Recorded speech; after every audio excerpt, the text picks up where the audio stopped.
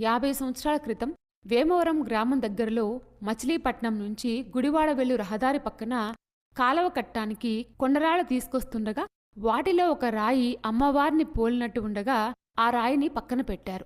తదుపరి ఆ రాయిని రోడ్డు పక్కన నిలబెట్టి పసుపు కుంకుమలు పెడుతూ భక్తులు పూజించసాగారు. అయితే ఆ రాయి పక్కనే బాతులు పెంచుకునే ఒకతను కుటీరం ఏర్పాటు చేసుకుని బాతులు పెంచుకునేవారు.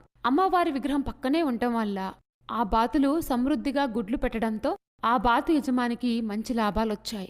కొంతకాలానికి ఆ యజమాని గుంటూరు వలస వెళ్లడంతో తనతో పాటు ఆ అమ్మవారి విగ్రహాన్ని కూడా తీసుకెళ్లాడు. అయితే గుంటూరు చేరిన వెంటనే బాతులను అమ్మవారి విగ్రహాన్ని లారీ నుంచి కిందకు దించగా బాతులు వెంటనే చనిపోయాయి. అప్పుడు జరిగిన దానికి పశ్చాత్తాపడి వెంటనే అమ్మవారి విగ్రహాన్ని తీసుకొచ్చి ప్రస్తుతం ఇప్పుడు అమ్మవారు ఉన్న స్థానంలో ఉంచారు. అప్పట్నుంచి అమ్మవారి మహత్యం నలువైపులా పాకింది. ఈ అమ్మవారి యొక్క అసాధారణమైన మహిమలతో చాలా తక్కువ కాలంలోనే దశదిశలకు వ్యాపించింది. బిడ్డ పుట్టినా, పెళ్లి జరిగినా, నూతన వధూవరులు తమ కోరికలు తీరాక ఆ తల్లి సన్నిధిలో మొక్కుబళ్లు చెల్లించుకోవడం పరిపాటిగా మారింది.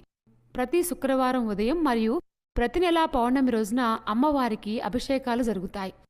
జ్యేష్ఠ మాసంలో అమ్మవారికి 1,00,000 మల్లెపూల పూజ మరియు ఆషాఢమాసంలో శాకంబరి ఉత్సవాలు జరపబడతాయి.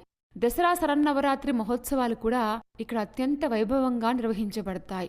ఈ అద్భుతమైన ఆలయం విజయవాడకి సుమారుగా 67 కిలోమీటర్ల దూరంలో ఉంటుంది.